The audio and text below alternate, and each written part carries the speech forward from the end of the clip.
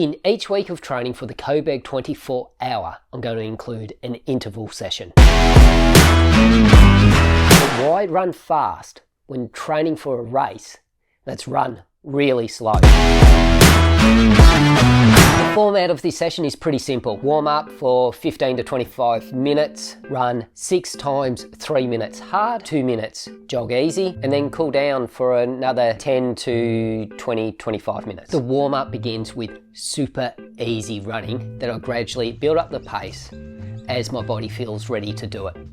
And I may finish up with a few strides or just some faster running for a few minutes, whichever feels more appropriate and will have me feeling ready to do the intervals. I set out for 3 minutes in each one, aiming for a total of 6. It's not going for an exact pace and exact intensity, just that it's hard, above the anaerobic threshold or critical velocity, and up close to my VO2 max, somewhere in that realm, so that at some point in the session, I will hit my VO2 max. And I'm going to achieve this by running on feel. And the feel is I'm aiming to maintain a pace that is the same in the first interval and then the same in the last or the 6th interval. It should feel harder as it goes along because it will take more effort to maintain that pace, but I shouldn't fly and die. I shouldn't run at a pace where I just completely blow up early. However, that does happen. And it's not really the end of the world. As long as I get 4, preferably 5 intervals in there, I will probably hit the intent of the session and will get some benefit out of it. But ideally, I would love to hit 6 times 3 minutes. The recovery in between is 2 minutes of just very easy jogging. And the cool down is really simple. Run 10 to 25 minutes, easy, and then I'm done. Why run so fast when preparing for a race that's run really slowly? And for me, how much is the difference in pace?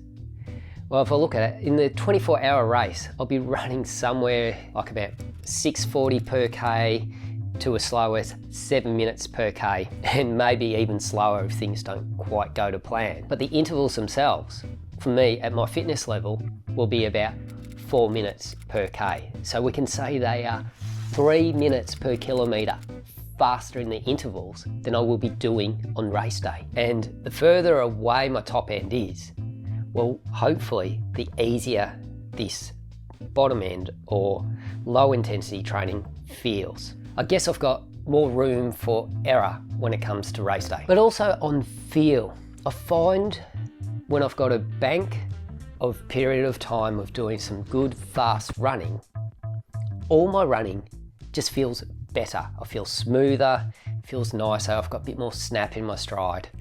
Running at all paces just feels better. And the other side of the equation is it will help the endurance. So for a race that lasts 24 hours, I'll fatigue the slow twitch muscle fibers. So the type 2 or some of the fast twitch fibers will come into play in the latter stages of the race itself.